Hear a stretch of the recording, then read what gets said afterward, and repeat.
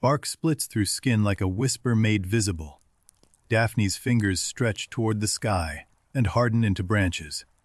Her scream becomes the sound of wind through leaves. Apollo's hand reaches for her waist and finds wood. He feels a heartbeat beneath the bark, still racing, still terrified of him. The god falls to his knees. How does a god's love become a prison? What makes desire so blinding that it cannot see the terror in another's eyes? Tonight, we follow the arrow's path. Eros chose 2 arrows that day, gold for the sun god, lead for the river's daughter. One to ignite obsession, the other to guarantee revulsion, a perfect cruelty. Apollo would beg bargain, chase her across rivers and through forests. Daphne would feel nothing but revulsion, and beneath it, raw animal fear. Neither chose this. Freedom, desire, and the terrible space between wanting someone and being wanted back. 3,000 years later, this story still asks questions we cannot answer. Get comfortable now. Adjust your pillow, find your warmth. This story has been told for 3,000 years, by firelight, by starlight, by voices soft in the dark. If you drift off before Daphne reaches the river, that's perfect. The old gods won't mind. They've watched over sleeping mortals since the first story was told. Our story begins in a world still wet from the great flood. The mud is drying, new life is pushing through the earth, and the gods are young and reckless with their power. The serpent Python was born from that mud, a creature of rot and flood memory, coiled around Mount Parnassus like a living nightmare. Its breath poisoned the streams for miles. Apollo climbed the mountain alone.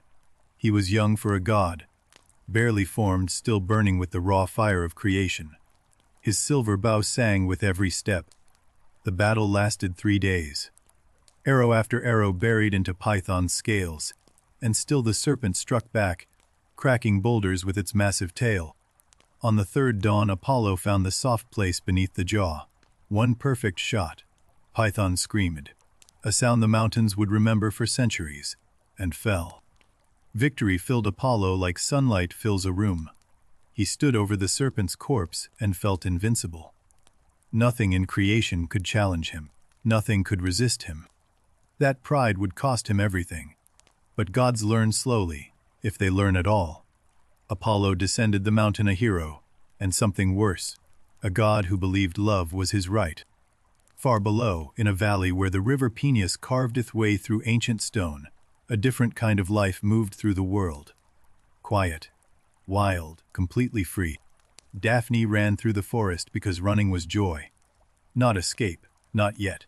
Her bare feet knew every root, every stone. The deer ran beside her like sisters. She had her father's river, her goddess's blessing, and a bow she'd carved herself from mountain ash. Daphne wanted nothing else.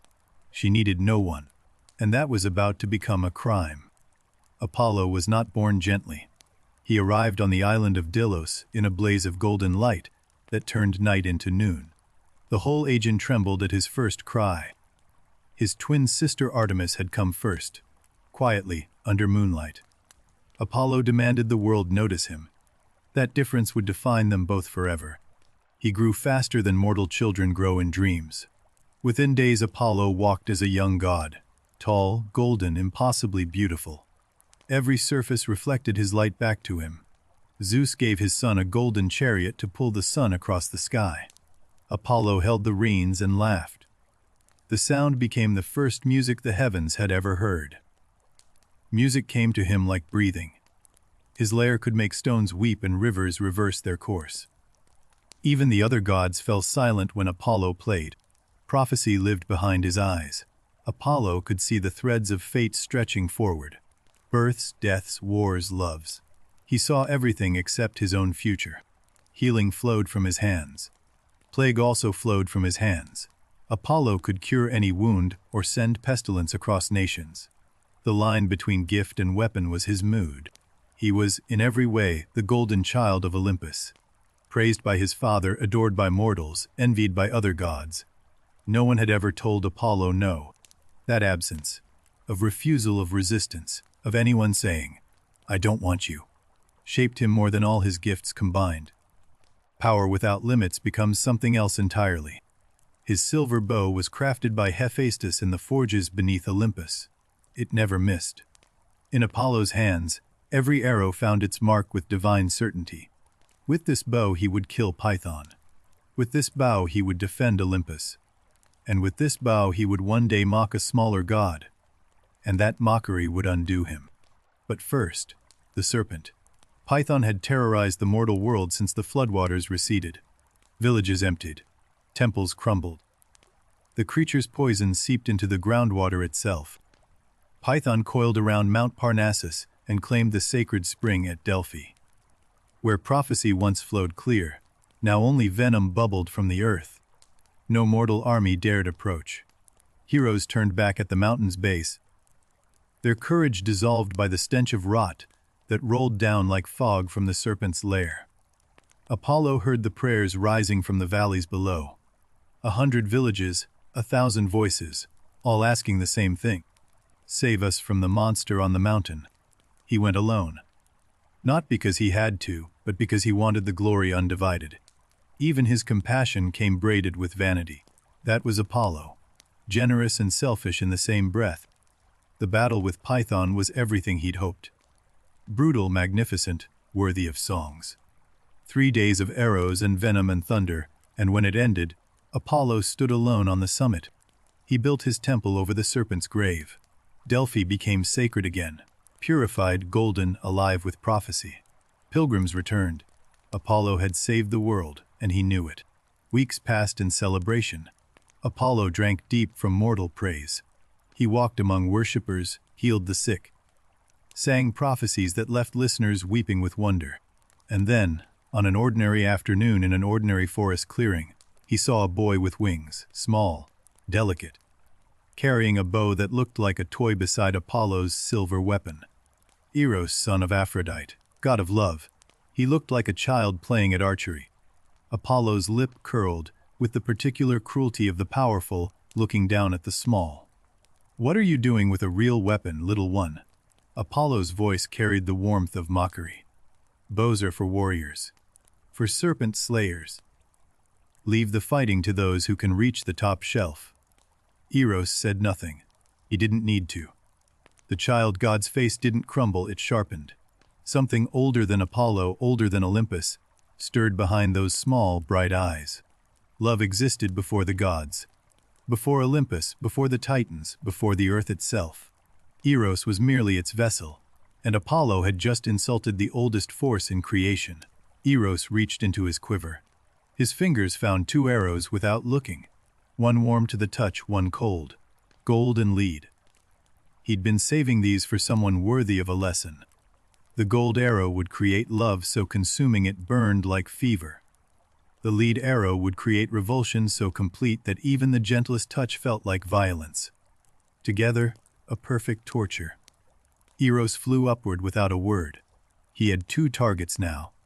The sun god who'd mocked him, and an innocent river nymph who'd done nothing at all. Love's cruelest quality, it punishes bystanders. The gold arrow struck Apollo between heartbeats. He gasped, not from pain, but from the sudden, overwhelming sensation of needing something he'd never needed before. The lead arrow found Daphne as she drank from her father's river. It passed through her like a cold wind. She shivered once and forgot why, but something inside her locked shut like a door. Neither knew what Eros had done. Apollo felt the world rearrange itself around a single point of desire. Daphne felt only a strange new chill and the sudden urge to run. High above, Eros watched. He did not smile. The oldest forces never take pleasure in their work. They simply ensure that every debt is paid in full. But to understand what Daphne lost that day, you have to understand what she had. A life most mortals only dream of, and one she'd fought her own father to keep. Daphne was born where the river Penis meets the Thessalian plain. Her first breath tasted of river water and wild thyme. The nymphs sang at her arrival, the fish leapt. Penis adored her in the way rivers adore their tributaries. Completely, without condition, with the constant gentle persistence of water finding its path. She grew with river speed, quick, unpredictable, always finding the path of least resistance through obstacles, and the path of most excitement through everything else. Other nymphs dreamed of gods and mortal princes. Daphne dreamed of forests she hadn't explored, rivers she hadn't swum, mountains she hadn't climbed. The horizon was her only suitor. She found Artemis in the deep woods one moonlit night, the goddess hunting a white stag, moving like silver water through the trees. Daphne watched and knew, "This is what I want to be."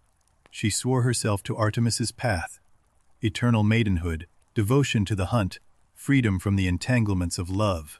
Her father's face fell like autumn leaves. "Feather," she said, touching his flowing beard, "give me what Zeus gave Artemis. Let me belong to myself. Let me keep my wildness." Penis granted her wish, because love sometimes means letting go of what you want for someone. The river ran a little quieter that evening, as if grieving a future that would never come. Suitors came regardless: river gods, forest spirits, mortal princes with gifts. Daphne refused them all with the same fierce grace. Her beauty was undeniable, her will was granite. The Greeks who first told this story lived in a world where beauty was not a gift but a sentence. For a woman, being beautiful meant being claimed. By gods, by kings, by fate itself. Every myth carries its culture's deepest fears inside it like a seed. For the Greeks, this seed was simple. What happens when something powerful wants something vulnerable? Their temples were full of these stories. Zeus and Leda, Zeus and Europa, Poseidon and Medusa in Athena's own shrine.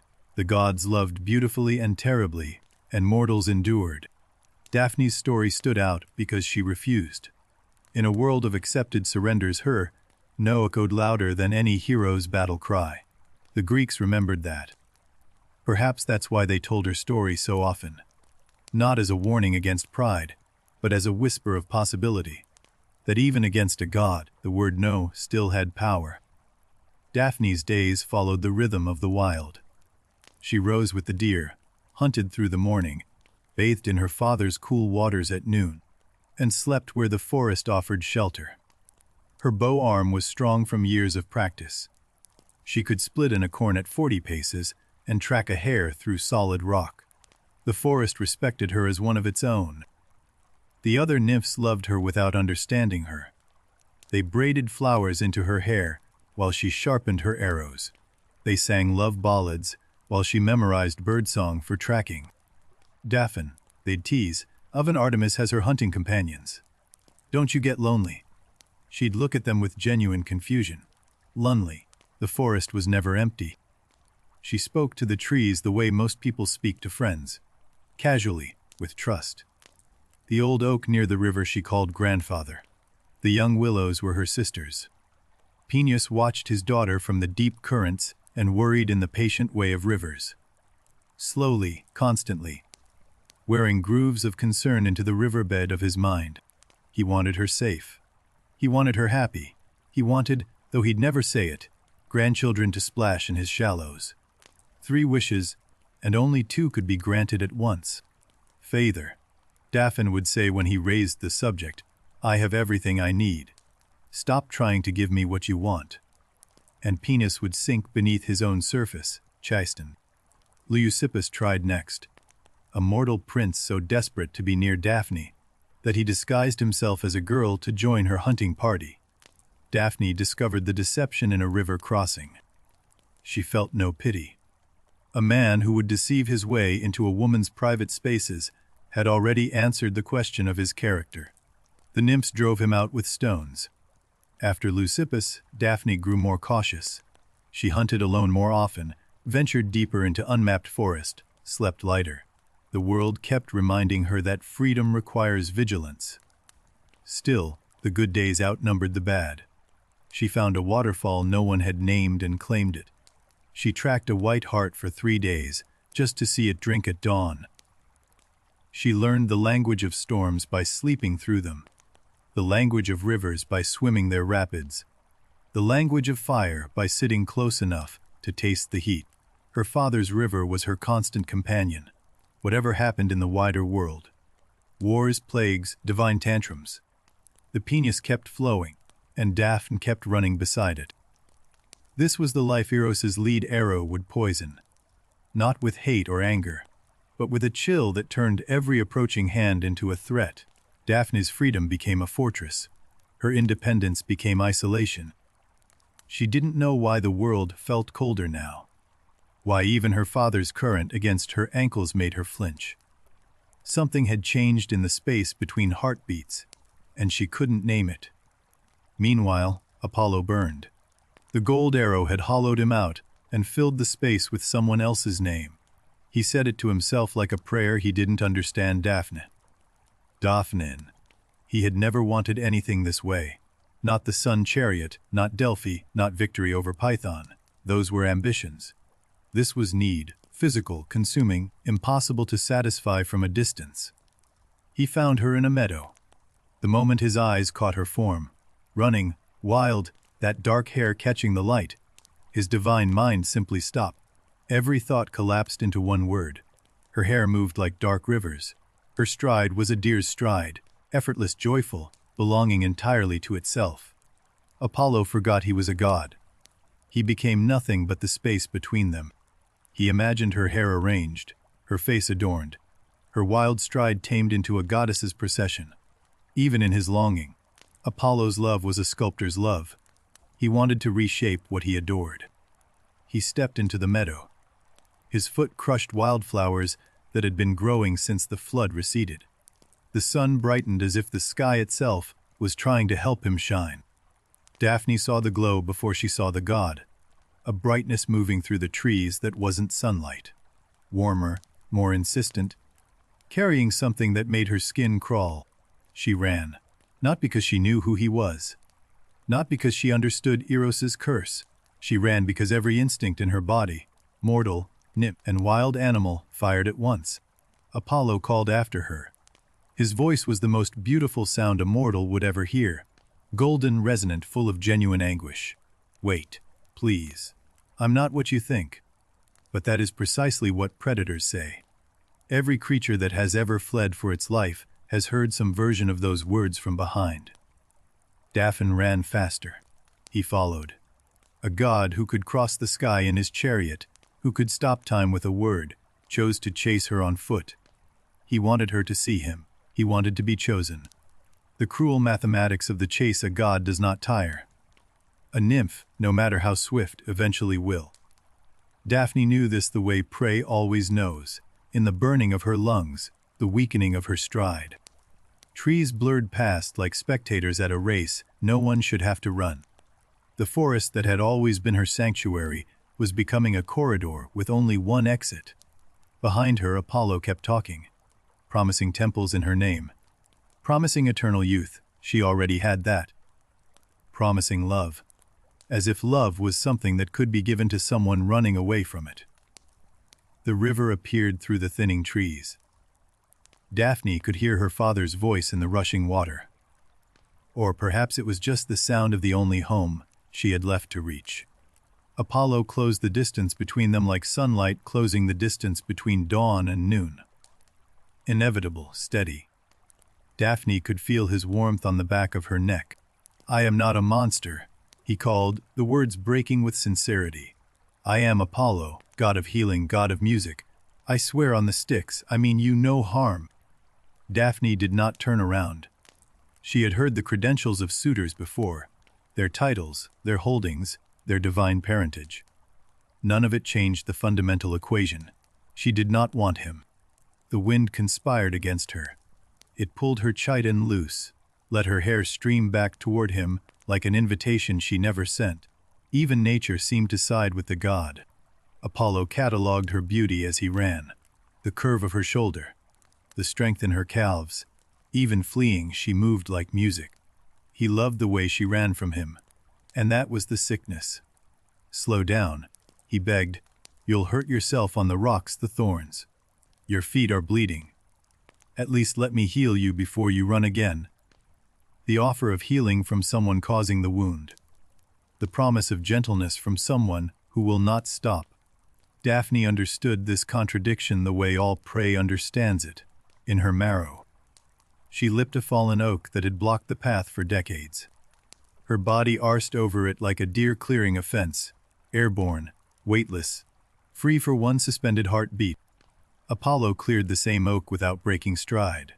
Where she'd needed grace, he used power, vaulting it with one golden hand, barely noticing the obstacle that had tested her limits. The forest grew darker.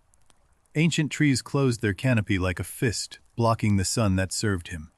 In the shadows, Daphne found her advantage. She knew this darkness. He did not. She gained ground. 20 paces, 30. The shadows swallowed her footfalls, while his sandals cracked twigs like announcements. Hope flickered in her chest, small, dangerous, fragile. Apollo panicked.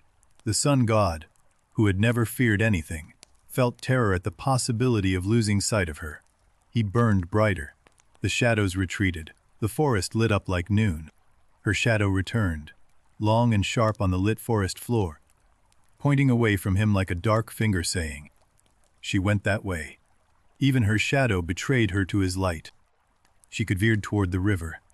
She could hear it now, her father's voice in the rapids, calling her name in the language of rushing water. Closer, just a little closer. A root caught her foot. She stumbled, one knee hitting earth, palm scraping stone. The world tilted. Behind her, Apollo's footsteps stopped. He was close enough to touch. Time held its breath. Daphne on the ground, chest heaving, blood on her palms. Apollo above, hand hovering over her shoulder, trembling with the weight of wanting. She exploded upward, elbow into his sternum, a hunter's reflex, not a woman's plea. Apollo staggered back, more shocked than hurt. No one had ever struck a god in the chest. She was running again before he recovered. The impact bought her 10 paces, maybe 15. Not enough. But it told him something he'd never learned. She would rather fight than surrender. The arrow's magic surged through him, drowning that fragile understanding. Want replaced comprehension. Need erased empathy. Apollo ran again, faster now. Desperate, the lesson already forgotten. Deep in the forest, a deer watched the chase and understood it perfectly. The deer had no words for what it witnessed, but it knew the grammar of pursuit in its bones. The river grew louder. Daphne's lungs burned with the particular fire of someone running beyond their body's limits, borrowing from tomorrow's strength to survive today. Apollo reached for her hair.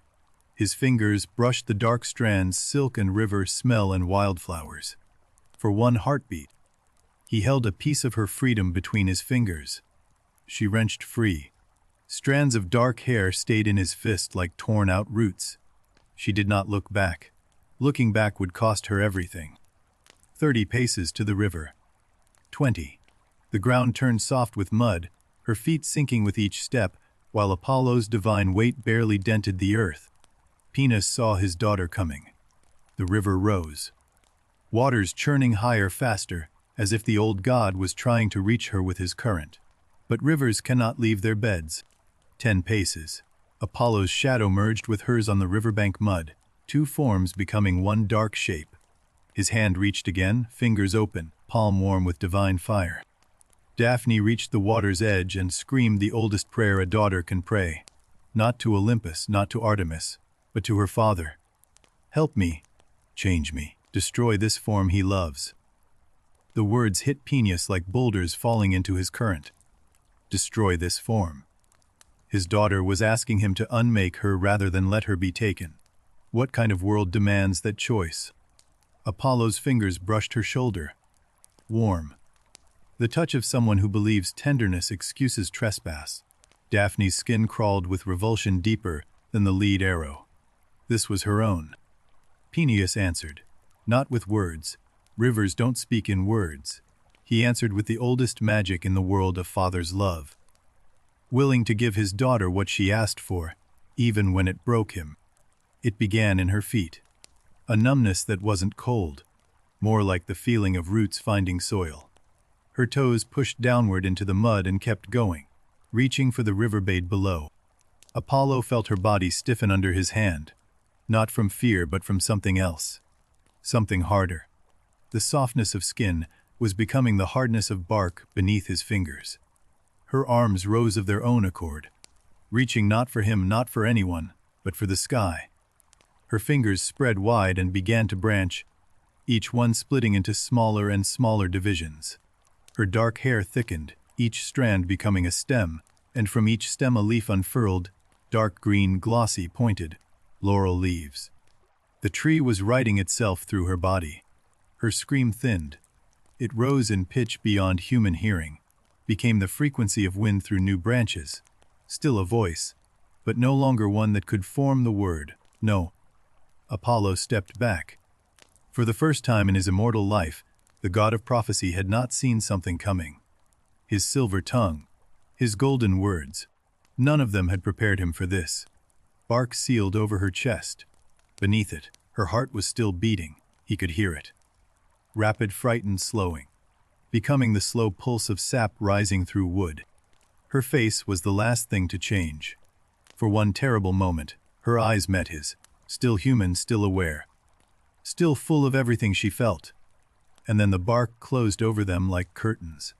Where Daphne had stood, a laurel tree now grew, young, slender, trembling in a wind that wasn't blowing. Its roots drank from Peneus. Its branches reached for Artemis's moon. Silence.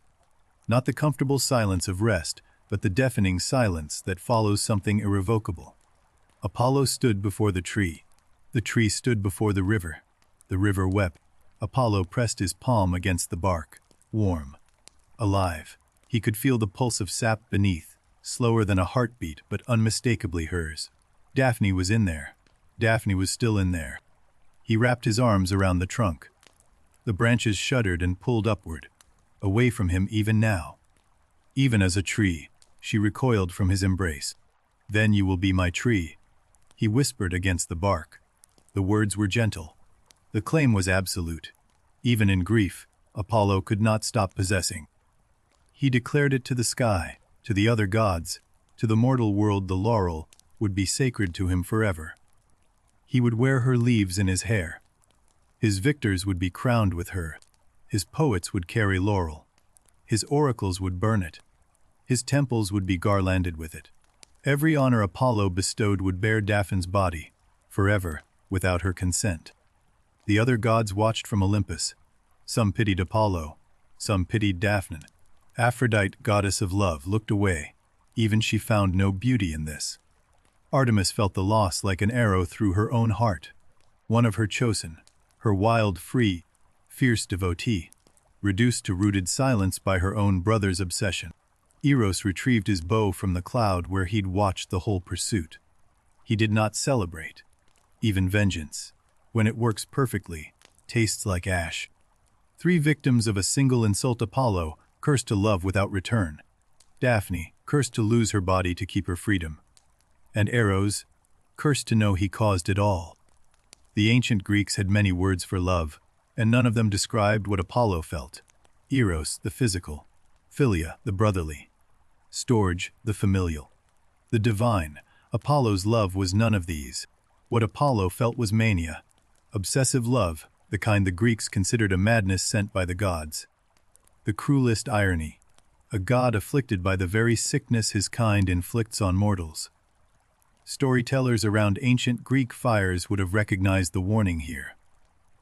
The gods are not above their own weapons. Power does not protect you from the forces you wield against others. But the Greek listeners would also have heard Daphne differently than we do. In their world, a woman's body was not her own. It belonged to her father, then her husband. Daphne's refusal was radical. Perhaps the storytellers admired her. Perhaps they pitied her. Perhaps both at once.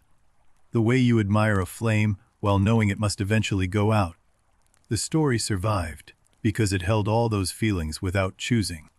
But we were at the riverbank, Apollo and his laurel tree. The sun beginning to set on a day that had started with a god's pride and ended with a nymph's silence. Apollo would not leave. Night fell and stars appeared, and still the god sat with his back against her trunk, listening to the sap moving, pretending it was her breathing. The river Peneus flowed past them both, father, daughter, and the god who had made one into the other. The water carried no judgment, only the patient grief of currents that have nowhere else to go. Apollo stripped a small branch from the tree. Gently, as if brushing hair from a sleeping face, and wove it into a crown. He placed it on his own golden head. The tree shuddered when he took the branch. A wound appeared in the bark where the stem had broken. Small, wet amber, colored, like an eye that has been crying. He kissed the wound. The sap sealed. This became his ritual, taking from her, then healing what he'd taken, calling it love, calling it devotion. The tree could not call it anything. Word spread across Greece like wildfire carried by divine wind. The sun god loves a tree. The sun god wears a tree's leaves. The sun god weeps against bark every evening. Mortals responded as mortals do. Some wept for Daphne. Some wept for Apollo. Some planted laurel trees in their gardens and spoke to them at night, just in case someone was listening inside. The Pythian Games, established to honor Apollo's victory over Python, now crowned every champion with laurel. Winners wore Daphne's leaves without knowing her name, her story, her cost. Poets competed for laurel too. The greatest verse earned the right to wear what was once a woman's hair. Language crowned in silence. There's a symmetry the poets themselves might appreciate. Apollo kept returning to the original tree, every evening for the 1st century, then every week, then every season. A god's grief follows a different calendar, slower, but it never fully stops. The tree grew. Without wind, it leaned slightly away from the direction Apollo always approached from. Botanists would call it phototropism. The Greeks called it memory. Birds nested in her branches. Daphne, who had run with deer and spoken to trees, now sheltered wrens and finches in her hair. The forest hadn't lost her. It had absorbed her. Her roots reached the river. Peneus felt them arrive. Thin white threads touching his current like a daughter's fingers, dipping into her father's hand. He wrapped his water around them and held on. Seasons painted the tree. Spring turned her leaves tender green. Summer darkened them to almost black. Autumn held them steady. Laurel doesn't drop its leaves. Even as a tree, Daphne held on. Other nymphs visited. They left offerings at her roots. Wildflowers, honeycombs, small carved bows. They told her the forest news, which deer had fawned, which stream had moved, which stars had shifted. The wind moved through her branches, and the nymphs swore the rustling sounded like laughter. Daphne had always laughed at gossip. Perhaps trees remember how. Years became decades. Apollo conquered other hearts, mortal men and women who loved him freely, briefly, before moving on or being destroyed by his intensity. None replaced Daphne. Hyacinthus died in his arms. A discus accident, Apollo's own throw gone wrong. As the boy bled, Apollo tried to heal him and couldn't.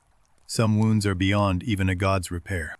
Cassandra accepted his gift of prophecy, then refused his love.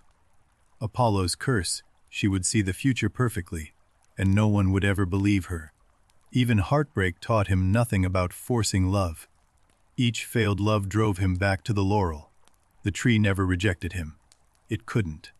The tree never left him. It couldn't. Perhaps that was the appeal. Perhaps that was the horror. Decades became centuries. The original tree at Penis grew massive, a landmark, a pilgrimage site. Travelers came to touch its bark and make wishes about love, not knowing they were touching a woman's skin. Delphi's oracle sat on her tripod and chewed laurel leaves to open the channel of prophecy. Daphne's body became the bridge between mortal confusion and divine truth. Roman generals would later claim the laurel as their symbol of triumph. Armies marching through conquered cities, crowned in the leaves of a woman who wanted nothing more than to be left alone. But the tree by the river knew none of this. It simply grew. It sheltered birds and shed its bark and drank from its father's current. If Daphne was still inside, she was dreaming now. The wind that evening carried the smell of the sea, salt and distance, and the promise of places Daphne might have run to, if she'd had more time, if the god had been slower, if the world had been kinder. Let the wind carry you a little closer to sleep now. Feel the weight of the story settling like evening fog over a river valley. The hardest parts are behind us. Apollo never stopped wearing the crown. Through centuries of divine politics, cosmic battles, and Olympian drama, That ring of green leaves never left his golden hair. Other gods wore symbols of their power. Zeus his lightning bolt, Poseidon his trident, Athena her aegis. Apollo wore the symbol of his failure. He called it his greatest treasure. He composed songs about her. His lyre painted her in sound, the rhythm of her running, the percussion of her heart, the long decrescendo of her transformation. Music was his way of not letting go. The music was beautiful, everyone said so. But beauty built on someone else's pain has a frequency that careful listeners can hear beneath the melody. A vibration of something wrong. The laurel itself became synonymous with Apollo. Temples, coins, mosaics, wherever Apollo appeared, laurel surrounded him. She had become his frame, his setting, his eternal backdrop. And the tree by the river grew another ring. And the river flowed another mile. And somewhere on Olympus, a god touched his crown and whispered a name that the leaves already knew. Centuries compressed. The Greek world changed around the unchanging tree. Empires rose and crumbled. Languages shifted. The gods themselves faded from worship. But laurel remained evergreen. The original tree eventually fell, not to axe or storm, but to time itself. Even transformed nymphs have a lifespan.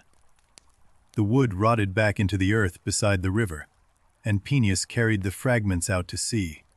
But her seeds had already scattered. 1,000 laurel trees grew across Greece, then across the Mediterranean, each one carrying a piece of Daphne's story in its DNA, in its evergreen refusal to stop living.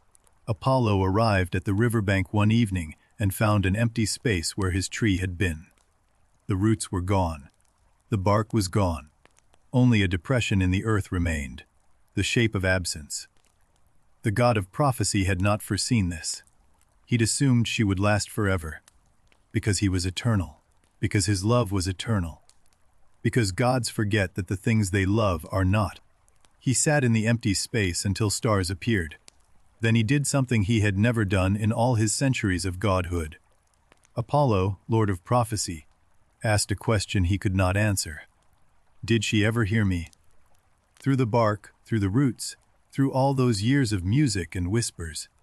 Did any of it reach her, or was I singing to wood? The river offered no answer. The stars offered none.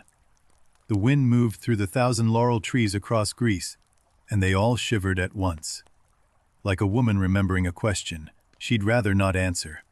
Apollo planted a new laurel in the empty space. He carried the sapling from Delphi himself, a descendant of Daphne's scattered seeds. His hands trembled as he placed roots into the earth, where hers had been.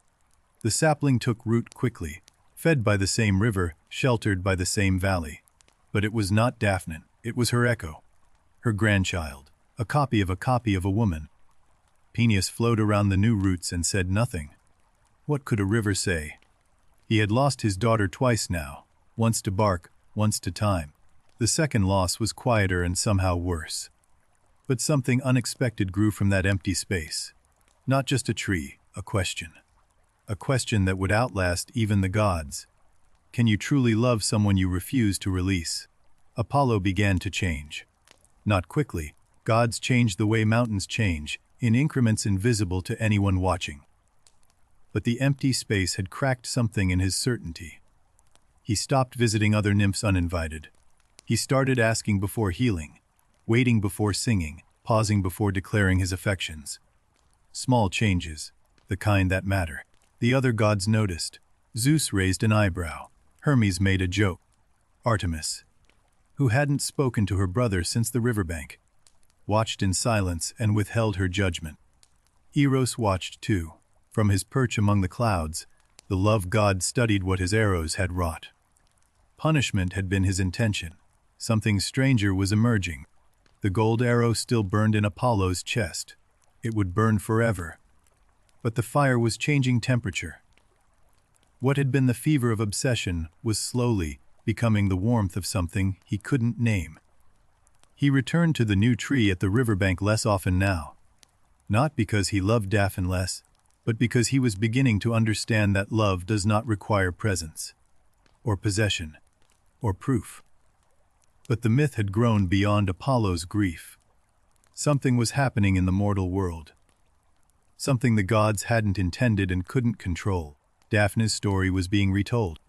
Each teller changed it slightly. A fisherman in Thessaly made Daphne a sailor who became a mast. A priestess in Corinth made her a warrior who became a spear shaft. The bones stayed, the flesh shifted. The story survived because it held a truth too large for any single version. The details were just clothing. Beneath them, the same naked question stood shivering in the wind. What do you do when someone more powerful than you will not hear your refusal? The ancient world had no good answer. In many ways, neither does ours. Daphne chose transformation over submission. She chose to stop being herself rather than become someone else's version of herself. There is a courage in that choice that defies easy categories. And Apollo, the god who had everything, learned the slowest lesson in creation. That having everything means nothing if the one thing you want most has the right to say no. Let that thought settle gently, like leaves drifting down from high branches. Not every lesson needs to land with force. Some truths arrive on the lightest possible breeze. The new tree by the river grew for centuries. It never became as large as the original. Second things rarely do. But it carried the same dark green leaves, the same refusal to shed them in winter. Peneus learned to love this tree too. The way you learn to love a grandchild who has your daughter's eyes but not her voice. The resemblance was comfort and wound in equal measure. The nymphs returned too.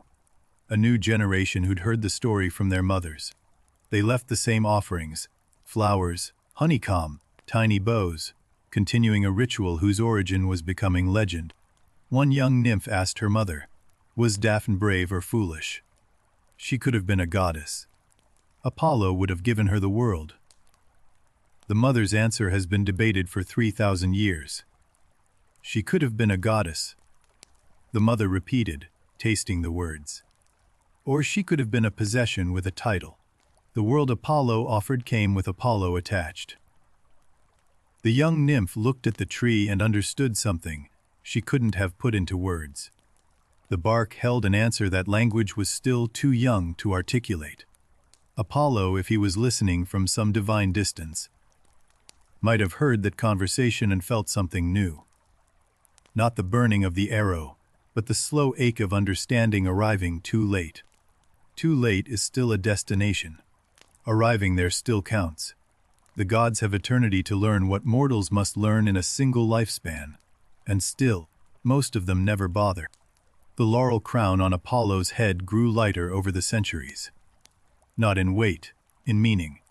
What had been a trophy slowly became a reminder. What had been possession slowly became memorial. He composed one final song about Daphne. Unlike the others, which had praised her beauty, mourned his loss, celebrated his devotion. This one simply asked for forgiveness. It was the shortest song he ever wrote. No one recorded the melody. It wasn't meant for audiences or temples or games. It was meant for the wind to carry to whatever part of the world Daphne's atoms had scattered to. Whether she heard it is a question the myth leaves deliberately unanswered. Some gifts are not diminished by the impossibility of receipt. Some apologies must be made even to empty air. Night settled over the river valley like a blanket pulled over sleeping shoulders. The stars came out, ancient, patient, accustomed to watching stories that never fully resolve. Rest with them now. The story might have ended there. A god learning remorse, a tree growing in silence, a river flowing between them. But myths don't end. They transform, just like Daphne. A Roman poet would pick up this thread 7 centuries later. Publius Ovidius Naso, Ovid, living in the dangerous glamour of Augustus's Rome, surrounded by power and those who worshipped it. Ovid chose Daphne's story to open his masterwork, the Metamorphoses.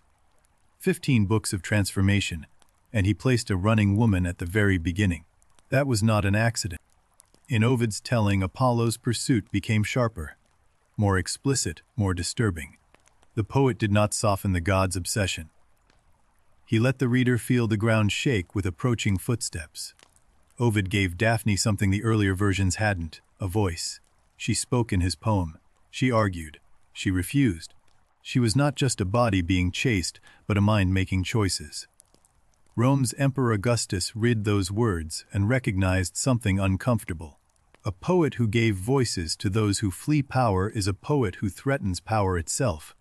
Ovid was exiled, sent to the edge of the empire, to Tomis on the Black Sea, where the wind cut and the language was foreign. He died there, still writing, still transforming pain into poetry. He would have appreciated the irony. The poet who wrote about transformation was himself transformed. From Rome's brightest voice to its most famous exile, Daphne would have understood. But his words survived exile, empire, and time itself. The Metamorphoses became the single most influential book of myth in Western history. Daphne's story, in Ovid's telling, became immortal. Centuries turned, the Roman Empire fell, libraries burned, languages shifted and merged and split apart, and through it all, Daphne kept running, across manuscripts, through translations, between centuries. Medieval monks preserved her carefully, copying Ovid's Latin by candlelight in cold stone monasteries. They disapproved of pagan gods but couldn't resist a story this beautiful, this troubling. They added Christian morals that Ovid never intended. Daphne became a symbol of chastity. Apollo became a warning against lust. The story survived by wearing the clothes each era demanded. The Renaissance stripped those borrowed clothes away. Italian painters and sculptors returned to Ovid's original text and found what the monks had hidden, a story about power, beauty, and the body. Antonio del Poliuelo painted her running. Bernini sculpted her mid-scream. Tiepolo captured the wind in her hair. Each artist added their own heartbeat to the myth's pulse.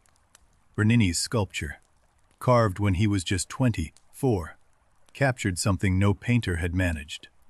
The marble showed both states at once, woman and tree, flesh and bark, terror and release.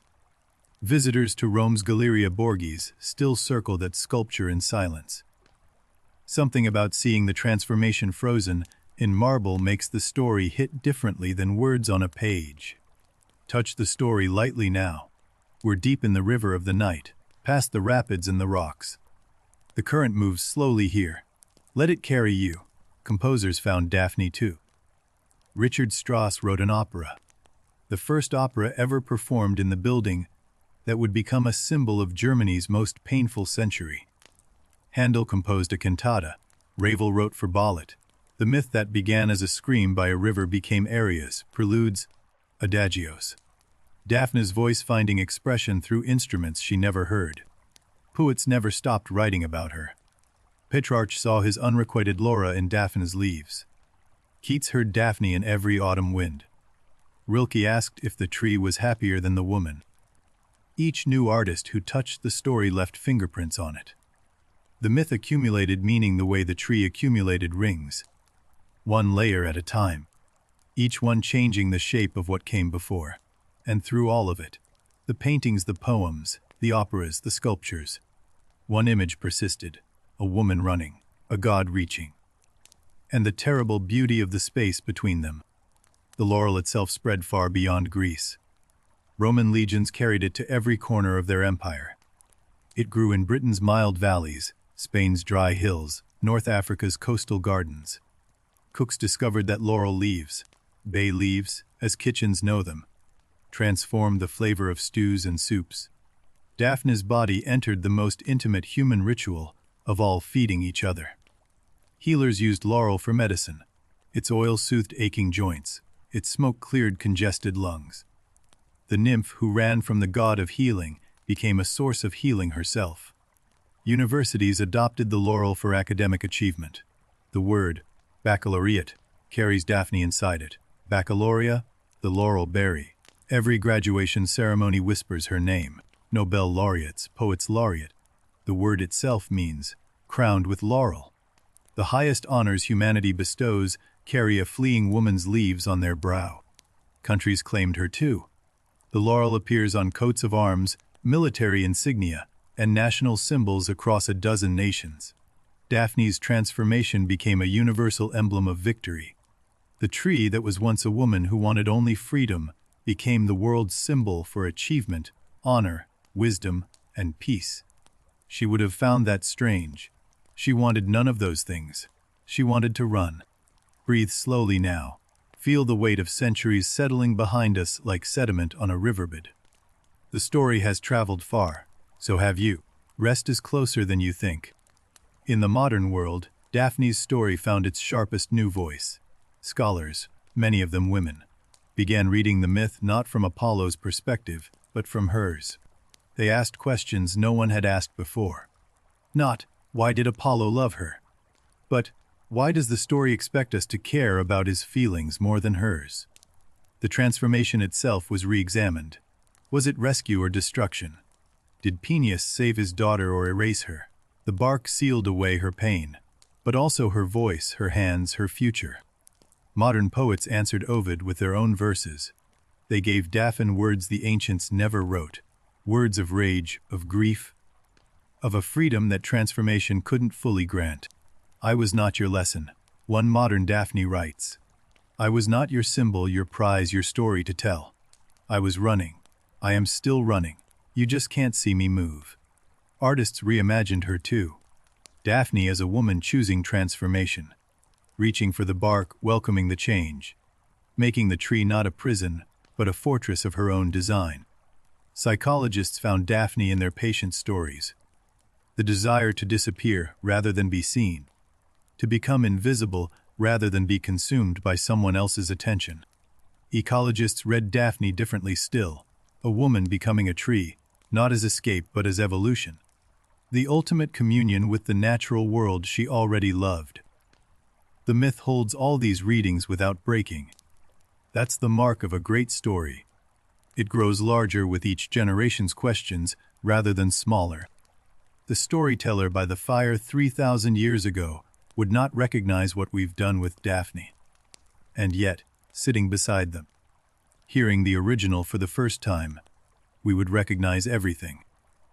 Myths travel the way rivers travel, following the path of least resistance, pooling where the ground is soft, cutting new channels when the old ones fill with sediment. Daphne's story survived because it was carried in bodies as much as in books. Mothers told daughters, teachers told students, lovers whispered it to each other as warning or comfort, or both. The oral tradition, that oldest technology, proved more durable than marble, more portable than bronze, more adaptable than any written text. Voice to ear, breath to breath, generation to generation. Every version is faithful to the original, in the only way that matters. It makes the listener feel something they couldn't feel without the story. That's what survival looks like for a myth. Back at the river. Always back at the river. The second laurel tree grew into its own dignity. Not a replacement, but a continuation. Not Daphne, but Daphne's daughter's daughter's daughter.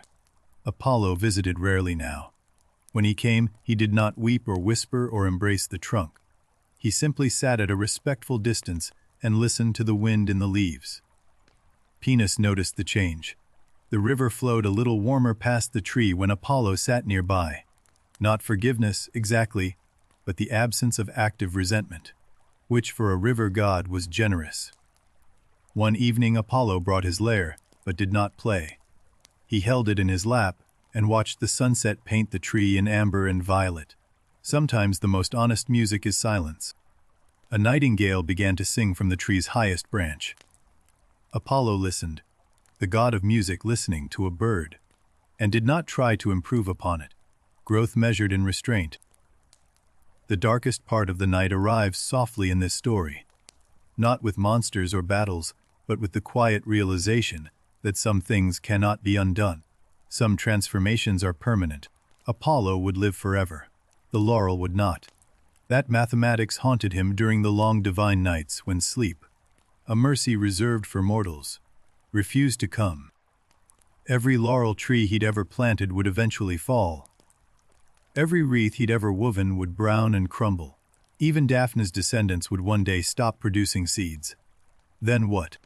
Then the story, he realized. When the last tree falls and the last leaf crumbles, the story will still be told. That was Daphne's truce to mortality. Not bark, not root, but narrative. Apollo smiled at that thought, a rare smile, neither triumphant nor grieving. Just the quiet contentment of understanding something that had been hiding in plain sight for centuries. He touched his laurel crown, lighter now than ever, and whispered to the night air, "You won. You always were winning. I just didn't know what the game was." The wind picked up his words and scattered them across the sleeping world. Perhaps they reached a laurel somewhere. Perhaps the leaves rustled once in recognition. Perhaps not. It didn't matter anymore. Let the wind carry those words past you now. Feel them as a breeze against your cheek, warm, apologetic, ancient. A god's whisper traveling 3,000 years to find your pillow. Artemis eventually forgave her brother. Not with words. She was never a goddess of words. She left a silver arrow at the base of the laurel tree. Apollo found it and wept. The twins stood together at the riverbank for the first time since the transformation. Sun and moon, gold and silver. The god who pursued and the goddess who understood why the nymph ran. Artemis touched the bark. She chose well, the hunt goddess said. Not because the tree was better than the woman, because the choice was hers to make. Apollo nodded. He had nothing to add that wouldn't diminish what his sister said. Silence from a god of eloquence. That was perhaps the most eloquent thing he'd ever offered. They stood together until the stars wheeled overhead and the river sang its low night song. Then Artemis left. Back to her forests, her moon, her hunt. She was still free, someone had to be. Apollo remained a moment longer. He removed his laurel crown, for the first time ever, and placed it gently at the base of the tree. Then he put it back on. Some things cannot be given back, but the gesture matters. The river carried the scene's reflection downstream. Two figures becoming one, becoming none. The image dissolving in current the way all moments dissolve in time. Eros watched from a distance, much older now in spirit, though unchanged in form. He no longer carried the two arrows that had started everything. He'd buried them years ago in soil he told no one about. "I was young," Eros said to no one. The wind did not carry his words. Some confessions are meant for the ground beneath your feet, and the sky above your head, and nothing in between. The three gods, sun, moon, and love, each carried their portion of the story's weight. And beneath them all, the river carried the heaviest portion of all, fatherhood. Venus never spoke about what he'd done. Rivers keep their counsel the way mountains keep their shape. Through pressure and persistence, and the absolute refusal to explain themselves. But on certain evenings, when the light was amber and the wind was right, the river would rise slightly against the laurel's roots. Embrace them. Hold them the way a father holds what remains of his child. The tree responded, not visibly, not in any way a casual observer would notice. But its roots grew thicker where the river touched them. It leaned ever so slightly toward the water. Daughter reaching for father. Let that image hold you now. A tree reaching for a river reaching for a tree. The quietest love in the story, and the one that lasted longest. More centuries passed. The gods of Olympus faded from active worship as new religions rose. Zeus's temples emptied. Athena's altars grew cold. Apollo's fires were the last to go. His light is harder to extinguish.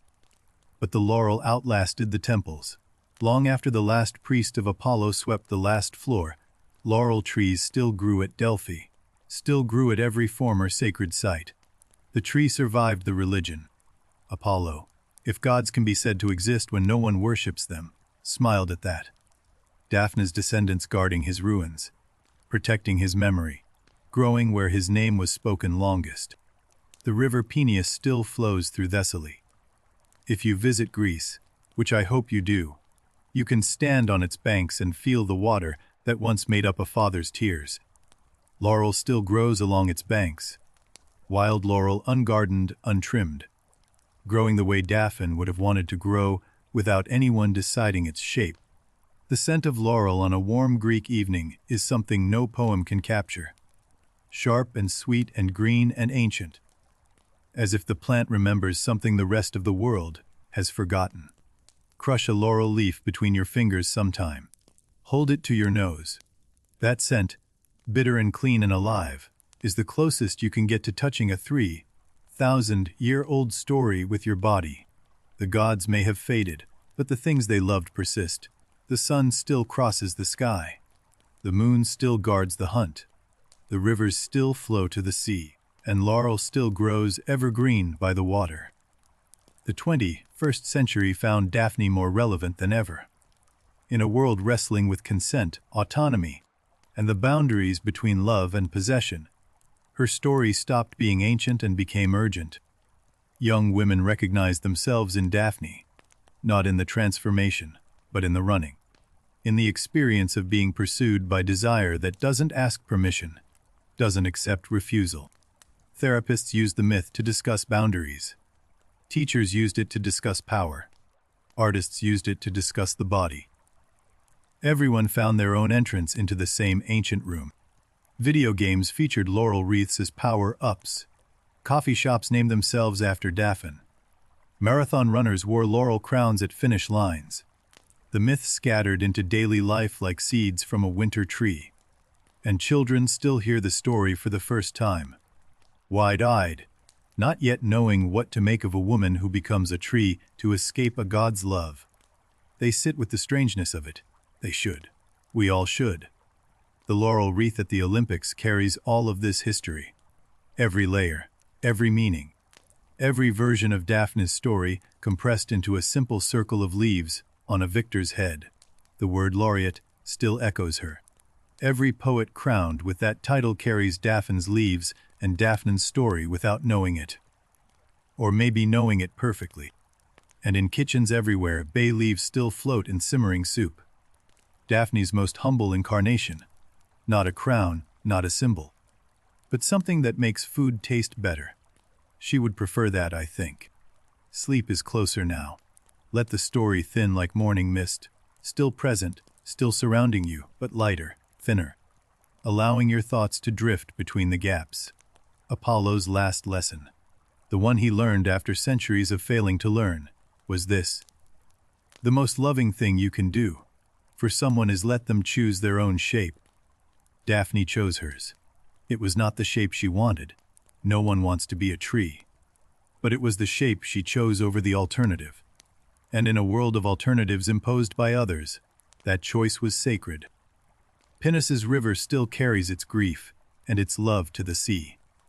The two are indistinguishable in water. Grief and love look the same when they're flowing. The sea receives the river the way stories receive their endings, not with a full stop, but with a gradual dissolve. The water doesn't end, it just joins something larger. Eros grew up, not in body, love gods are forever young, but in the weight behind his eyes. He carries those two arrows, memory the way soldiers carry their first battle's weight. He aims more carefully now. Not that he always hits his mark. Love still goes sideways more often than straight. But he thinks before he fires. 3,000 years of thinking, and he's still learning. The wind tonight carries the scent of laurel, even if you're nowhere near a tree. Stories have that power, to make you smell what isn't there. Feel what you've never touched, remember what you never lived. And so the myth arrives at its truest ending, not with Apollo's grief or Daphne's transformation or Eros's guilt, but with you, lying here, hearing a 3,000-year-old story and feeling it land somewhere real. Every person who has ever heard this story added their own heartbeat to its rhythm. Tonight, yours joins the count, one more pulse in the longest-running song. Daphne is still running, in the wind through every laurel, in the rivers that carry her father's love, in the stories that refuse to let her stand still. She was never captured. She was never tamed. Apollo is still learning slowly, the way gods learn in increments invisible to mortal eyes. He wears her leaves not as a trophy now, but as a teacher wears a student's gift. With humility, with gratitude. And you are still here, breathing, listening, letting the oldest stories do what they have always done, carry you gently from waking to rest. From the world as it is to the world as it could be. What does it mean, truly mean, when a woman becomes a tree? The answer shifts depending on who's asking, like light moving through leaves. For Daphne, it meant survival. The specific survival of someone who would rather lose everything than lose sovereignty over her own body. That price, steep beyond imagining, was one she chose to pay. For Apollo it meant consequence. The first genuine consequence the golden god had ever faced. A no. So complete it reshaped matter itself to enforce its boundary. For Peneus, it meant the terrible math of parenthood. That sometimes protecting your child means giving them exactly what they ask for, even when it destroys the shape you loved most. For Eros, it meant responsibility. The child god learned that arrows fly in only one direction, but their consequences ripple outward forever, touching lives the archer never aimed at. The transformation itself holds a mirror up to every listener. Some see escape, some see imprisonment, some see both at once, and that double vision is closest to the truth. Trees live longer than humans. Trees are rooted where humans roam. Trees give shelter but cannot seek it. Every quality of a tree carries weight in this story, if you let it. Evergreen. That's what laurel is, evergreen, through every season, holding its leaves when all other trees surrender theirs. Daphne's stubbornness survived the transformation. Her core persisted. The myth asks whether freedom is a thing you hold or a thing you are. Daphne lost her hands, her legs, her voice, and the story still insists she is free. What does that tell us? Perhaps freedom isn't movement. Perhaps it's the ability to choose your own stillness. Daphne chose to stand where she stands. The wind still moves through her. The river still feeds her. She is not gone. Love appears in this story wearing many masks: Apollo's obsession, Peneus's sacrifice, Artemis's loyalty, Eros's recklessness, the nymph's devotion. Each one genuine, not all of them kind. The gentlest love in the story is the river's. Peneus asks nothing. Peneus demands nothing. He simply flows beside his daughter's roots and holds what he can reach. That's it. That's everything. The loudest love in the story is Apollo's. It fills temples. It inspires operas. It crowns champions. It is magnificent and terrible, and it never once asked what Daphne wanted. Volume is not depth. Between those two loves, river and sun, quiet and loud, Daphne found a third option. Not to be loved at all, but to simply be. The radical act of existing without owing anyone your existence. Breathe with the rhythm of the river now. Slow, constant, the kind of breath that doesn't try to be anything except breath. Enough. You are enough. The myth doesn't moralize. It doesn't choose sides with a pointing finger. It holds all its truths the way a river holds its stones, without ranking them, without discarding any. Apollo was wrong to chase. Daphne was right to run. Eros was cruel to interfere. Peneus was brave to grant. These can all be true at once. The myth is large enough. That's what makes a myth different from a fable. A fable tells you what to think. A myth gives you a space to think in. Daphne's story is a cathedral of questions. You don't need to answer any of them tonight. The questions will be here tomorrow, and the day after, and for as many centuries as people tell this story. They're patient. Be patient with yourself. Let the questions rest. Let the river rest. Let Daphne rest in whatever peace she has found. Bark and root and evergreen leaf, swaying by her father's water, under the sky that no god owns. Daphne's legacy lives in places you wouldn't expect. Walk through any European city and count the laurel wreaths carved into stone. On courthouses, libraries, opera houses. She's everywhere, hiding in architecture. Bernini's sculpture still draws 1,000 visitors a day. They photograph the marble fingers becoming branches, post them to feeds seen by millions. Daphne's transformation goes viral every single day. The Olympic laurel wreath connects every modern athlete to a nymph who ran faster than anyone. Not for glory, not for gold, but because her life depended on it. The first runner ran for survival. Psychology named a syndrome after her. The Daphne complex, the desire to flee from intimacy, to transform into something untouchable rather than risk being possessed. Her name became clinical vocabulary. Botanists classified the laurel as Laurus nobilis, the noble laurel noble. Even science couldn't help giving Daphne a title that acknowledges what she sacrificed. In perfumery, laurel essential oil is described as sharp, clean, and indomitable. Perfumers speak of its character the way the Greeks spoke of Daphne's, something that refuses to be tamed or diluted. Writers still return to her. Every generation finds a new Daphne to tell, a graphic novel, a feminist retelling, a children's book that handles the story with exactly the right amount of gentleness and truth. And in Greece, always in Greece, the laurel still grows wild along the banks of the Peneus. Tourists walk past without knowing. The locals know. They've always known. Some stories belong to the land that made them. 3,000 years. That's how long this story has been breathing.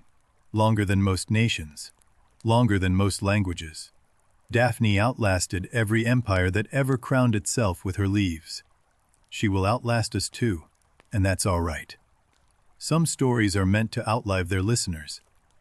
The laurel will still be green when the last person who heard this tonight has forgotten every word. And that is its own kind of beautiful. The story is almost done. Not ending. Stories like this never end. But arriving at the place where my voice can leave you and the silence can do its work. Daphne sleeps in her bark. The river hums its low song. The stars turn their ancient wheel above a world that has been telling this story since before it had a word for love.